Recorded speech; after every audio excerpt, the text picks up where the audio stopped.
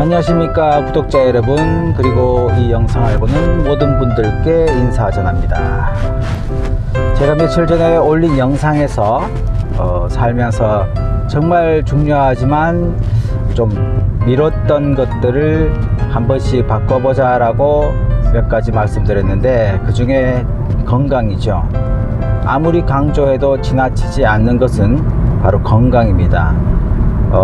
많은 분들이 여러 가지 방법으로 건강을 실천을 하시겠지만, 제가 몇 가지 경험 사례를 들려드리겠습니다. 그로 인해서 여러분들에게 조금이나마 생각을 할 수 있는 시간, 뭔가 마음을 바꿀 수 있는 시간이 되었으면 하는 간절한 바람이 있습니다. 먼저 지금도 병상에 계시거나 몸이 많이 안 좋으신 분들께는 조금이나마 희망이 되었으면 합니다. 제가 이렇게 바뀌게 된 것도 사실 우연입니다. 참 우연이라는 거는 좋은 것도 갖다 줄 수 있고 나쁜 것도 갖다 줄 수 있지만, 지금까지 살아오면서 이번은 정말 좀 특별하고 좀 다르다라는 것을 말씀드리고 싶습니다. 건강검진을 받아봤지만 사실 저는 총체적인 건강상의 문제가 있었습니다. 그냥 겉보기가 아닌 실제로 내 몸을 알아야지만 내가 어떻게 생각을 하며 조금씩 바꿀 수 있겠다라는 것을 느꼈습니다. 그래서 제가 전체적인 문제를 말씀드리자면, 사실 좀 약골 체질이었고요. 약골 중에서도 사실 좀 많이 약골입니다. 그다지 좋지 못한 상태였는데, 우리가 건강 중에서 자기 몸 어디 아픈 건 알죠. 저 같은 경우는 간이 좀 나빴습니다. 그렇다고 이것저것 행동을 안 해봤겠습니까? 그 중에서 건강검진에서 가장 위험하다고 했던 게 지방간이 많다. 특별하게 약을 먹거나 어떤 술을 많이 먹거나 이런 것도 아닌데 지방간. 의사들 말 운동 부족이라고 말씀했습니다. 그래서 제가 어제는 후배랑 같이 인바디, 이 보건소에 가면 인바디가 있다는 것도 사실 근래에 알았지만, 인바디를 꼭 한번 해보세요. 누구나, 대한민국 국적을 가진 분들은 누구나 인바디를 무료로 받아볼 수 있으니까 시간도 많이 안 걸려요. 인바디가 무엇인가는 검색을 해보시면 나올 거고요. 주변에 인바디 해보신 분들도 있으실 겁니다. 그로 인해서 내 몸에 정상적으로 무엇이 부족하고 무엇이 필요한지를 알려주는 아주 간단하지만 첨단 기술로 보여집니다. 우리 몸에 여러 가지 필요한 구성 요소를 눈으로 보일 수 있기 때문에 좀 더 내가 무엇을 바꿔야 될지를 알게 해주고요. 그렇다고 부담은 가질 게 없습니다. 우리가 건강이라는 거는 사실 즐겁게 살다 보면 그런 것들을 잊게 되는데, 가만히 생각을 해보면은 우리가 즐기고 즐거운 과정에서 건강은, 내 몸은 나빠지고 있다라는 걸 생각하셔야 됩니다. 즐겁게 살다 보면요, 모든 거를 잊게 됩니다. 우리 몸은 그 사이에 아파지고 나빠집니다. 그런데 우리가 치유나 치료 과정에서 넌 고통이 또 오는데 사람들은 그걸 힘들어 합니다. 사실은 이렇게 우리가 아파지는 과정도 사실 즐거움 속에 있었습니다. 그러면 치유 과정도 아픔이 다시 찾아오면서 치유 과정이 이루어지는데 명현현상이라고 합니다. 반드시 우리 몸은 서서히 나빠지면서 고통이 오다가 멈췄다가 더 심해졌다가 고통이 이제 무뎌집니다. 사람들은 그게 난 이제 괜찮아졌구나 라고 말씀을 하죠. 우리가 즐기는 과정에서 아픔을 맞이했다면 치료 과정에서도 그 아픔을 사실상 좀 즐겨야 되는데, 많은 분들은 그러지 못하고 참지 못하고 병원에 가서 의사들에게 어떠한 명령을 합니다. 의사분들은 정말 합리적으로 그 사람들에게 약을 처방해주고 합리적으로 치료 방법을 알려주지만, 그냥 빨리 되게 해주세요 라고 합니다. 빨리 아프지 않게 빠른 치료를 부탁을 합니다.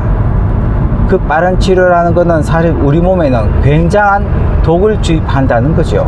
의사분들이 이 환자에게 독을 집어넣어 주고 싶겠습니까? 절대 그러지 않습니다. 합리적으로 이 사람은 이렇게만 하면 굳이 이 약을 먹지 않아도, 굳이 이 주사를 맞지 않아도 괜찮은 거예요. 나을 수가 있는 겁니다. 근데 우리는 그 고통의 과정을 분명히 즐기면서 고통을 맞이했는데 왜 치료할 때는 그걸 거부하려고 할까요? 그래서 사람들은 여러 가지 자기만의 방식으로 그거를 극복했다고 느낍니다. 반드시 우리 몸은 어떠한 현상들이 생깁니다. 우리 몸이 보내는 신호를 우리는 다 무시하고 살았습니다. 그냥 괜찮으니까, 주위 사람들이 괜찮다고 하니까 내가 괜찮다는데 그러면 안 되는 겁니다. 제가 이번 인바디 검사에서도 느꼈는데 제 외모를 보고 사람들이 어떠하다라고 이야기를 많이 했습니다. 사실상 뭐 굳이 이야기 안 한 분들도 있겠지만 어제 제 다른 후배한테 물어봤습니다. 내 몸에서 어디가 약해 보이냐, 상체 하체 중에서 어디가 약해 보이냐라고 하니까 하체가 좀 약해 보인다 라고 이야기를 했습니다. 그런데 인바디 검사 결과를 보니까 상체 운동을 좀 더 해주면 좋겠다라고 이야기를 했습니다. 다른 모든 검사들이 지금 표준으로 나와 있지만 사실 불과 몇 개월 전에는 정말 똥배라고 말하는 이 피하 지방 아닌 내장 지방이 엄청나게 많았습니다. 그것은 굳이 복부 CT나 여러 가지 인바디를 하지 않아도 누구나 보면 이 사람은 복부가 엄청 비만이다라고 알 수가 있을 정도였고요. 근데 지금은 제가 여러 가지 방법으로 정말 표준치에 가까운 수치가 나왔습니다. 이게 사실상 믿기지가 않습니다. 저도 어쨌든 여러 가지 방법 중에서 천천히, 그리고 내가 생활 속에서 내 생활을 바꾸지 않고 내 생활을 그대로 유지하면서 이렇게 좋아질 수 있는 방법이 있다면 얼마나 좋습니까? 지금 제가 그 방법을 실천을 하고 있습니다. 이렇게 방송을 하게 되면 사람들은 무조건 또 거기에 대한 핵심에 대해서만 저한테 궁금해 하거나 그 궁금증을 찾으려고 하겠죠. 그러지 마십시오. 절대로 그것은 안 되는 것입니다. 내 습성, 내 습관을 잘 돌아보시면 분명히 해답은 존재합니다.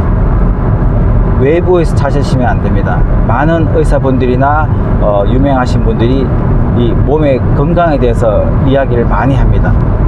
공통적인 사항을 찾아보십시오. 반드시 우리 몸은 내 몸 안에서 해결합니다. 몸 밖에서 해결할 수 있는 것은 몇 가지가 되질 않습니다. 운동을 하라 함은 그만큼 기초 대사량이 떨어지기 때문에 기초 대사량을 올리기 위해서 하는 기초적인 것을 말합니다. 그러나 지금 현재는 어떻습니까? 운동, 정말 우리가 먹는 양보다 운동량이 엄청나게 부족한 현실입니다. 그런데 사람들은 일단 기분 좋게 먹고 죽자라는 식으로 하는데 정말 죽습니다. 먹고 죽습니다. 차라리 과거에 비해서 굶어 죽는 사람이 있을까요? 절대 없습니다. 요즘에는 뭐 좀 있긴 있겠죠. 예, 어쨌든 내 생활 패턴을 잘 분석을 하시는 게 중요합니다. 일단은 외부에서 찾거나 그러지 마십시오. 내가 이미 내 몸을 망치고 있다는 사실을 아셔야 됩니다. 이 구간은 80km 구간인데 지난번에 한 2차례 찍혔기 때문에 오늘 잠깐 여기서는 좀 조심을 해야 됩니다. 여기에 오전 시간대에 아주 조그만 스탠드 카메라가 있어가지고 찍더라고요. 그 전에, 그러니까 인바디 전에 제가 사실 그냥 호기심에 보건소를 찾아갔습니다. 혈당화 색소 검사라고 있습니다. 혈당화 색소 검사는 아주 기초적인 혈당 검사를 해주는 건데 요것은 의료비가 좀 들어가더라고요. 단 몇 천 원 들어갑니다. 그래, 간단한 거라서 해봤는데 공복 혈당에 147이 나왔습니다. 이것은 제가 작년 11월에 종합검진에서 나왔던 170에 비해서는 많이 떨어져 있는 상태지만, 사실상은 그 의사분은, 보건소의사분은 인슐린에 관련된 인슐린 분비에 대한 어떤 약을 처방을 해 주셨습니다. 그걸 먹고 한 알이 아니고 일단 2알씩 먹으라고 했는데 먹질 않았습니다. 약은 아주 위급할 때나 필요한 거니까, 그래서 먹질 않고 그냥 지금도 가방에 들고 다니는데, 그로 인해서 제가 조금씩 바꾼 게, 그 의사분이 말씀을 하셨습니다. 규칙적인 식사를 하십시오. 규칙적인 식사를 왜 하라고 하는지는 많은 사람들이 또 다른 각가지 방법으로 해석을 하시겠지만, 각자에 대한 방법은 다릅니다. 저에 대한 규칙적인 식사라고 하면 당 조절이 안 되기 때문에, 당 조절을 정상적으로 맞추기 위해서는 규칙적인 식사가 필요하다라는, 그렇게 받아들이시는 게 맞습니다. 그래서 저는 곰곰이 생각해 보니까, 도저히 규칙적인 식사가 되는 일이 없는데, 규칙적인 식사라고 하면 뭐 군대, 그리고 어떤 공장 일할 때는 그게 됩니다. 그때 아니면 못 먹기 때문에. 그때는 제가 좀 몸이 좋았던 것 같아요. 하지만 지금은 제가 자유롭게 살고 있기 때문에 규칙적인 식사는 머릿속에서 X표를 그렸습니다. 그리고 믹스 커피를 드십니까? 하길래, 믹스 커피는 사실 지금껏 따지고 보면은 굉장히 많이 먹은 걸로, 일반인들이 술 좋아하신다면 저는 믹스 커피를 엄청나게 많이 먹었다라고 생각됩니다. 그래서 그분이 믹스 커피를 먹지 말라고 하십니다. 거기에도 각자의 몸에 맞는 해석을 하셔야 됩니다. 저 같은 경우는 아까 말씀드렸듯이 간이 굉장히 나쁘고요. 그리고 소화력도 약합니다. 그리고 방광에도 약간 염증이 있었고요. 신장도 조금 좋지를 않았어요. 그런 반면에 모든 것에서 가장, 지금 제가 말씀드린 부분에서는 간이 가장 최종적인 문제인 거죠. 그래서 간의 피로를 풀어주고 간을 정상화하면 당도 당연히 하락한다는 것을 알아냈습니다. 그래서 일단은 간에 좋은 걸 먹느냐 이런 것도 있죠. 그보다 적절한 휴식인데, 휴식과 운동을 같이 해야 되는 것입니다. 지금까지 제가 몇 가지 말씀드린 것 중에서 몇 가지라도 아하 이거 괜찮네 라고 느끼시는 거는 반드시 지금부터 right now 실천을 하셔야 돼요. 간단하게 지금부터 할 수 있는 것을 알려드리겠습니다. 또 영상 너무 길어지면 안 되니까 10분 맞추기로 했는데 좀 넘었네. 물을 자주 드십시오. 물을 자주 드시는 분, 이런 반문 하시죠. 아이고 신장 나빠진다 이렇게 할 수 있습니다. 절대로 이것도 해석을 잘 하셔야 됩니다. 모든 정보는 내가 어떻게 해석하는가에 따라서 내 인생이 모든 것이 바뀝니다. 물을 자주 해서 하루에 어느 정도 양을 정해서 드십시오. 이것은 누구나 하는 말인데 굉장히 깊은 뜻이 있습니다. 그리고 잠을 잘 자야 됩니다. 여기에서도 주의사항이 있습니다. 많이 잔다는 게 중요하지 않죠. 알고 계시죠? 가급적이면 11시에서 1시 정도의 취침을 하는 게 굉장히 우리 몸에는 좋습니다. 그때 우리 심장과 뇌가 오롯이 올곧게 정말 휴식을 취하는 시간이면서 그때 간도 비로소 쉽니다. 저녁에 먹고 자면 안 된다는 것은 바로 모든 부분에도 안 좋지만 이 간이 쉬지 못하는 거죠. 물론 음주도 마찬가지지만 음주도 차라리 폭주가 낫습니다. 간헐적 음주는 그게 차라리 우리 몸에는 굉장히 위험합니다. 그래서 그렇게 실천하시고, 커피 믹스는 사실 우리가 시커 먹어봤지 않습니까? 사실 끊는다는 거는 담배나 어떤 술, 어떤 내가 좋아하는 것을 끊는 것만큼이나 힘들지만 어렵지 않습니다. 그냥 커피 하나 땡길 때 그냥 물 한 잔 드시는 게 오히려 굉장히 도움됩니다.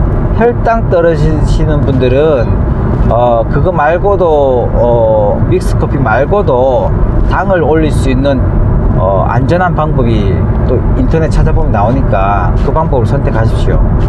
지금 현재로서는 제가 그 말씀을 드려야 됩니다. 제 머릿속에 정보를 지금 말씀드린다면 굉장히 또 위험해질 수 있기 때문에 제가 이 정도로만 말씀드리겠습니다. 조금 더 정리해서 제가 다음 영상에서 찾아뵙겠습니다. 구독과 좋아요 땡큐입니다. 예.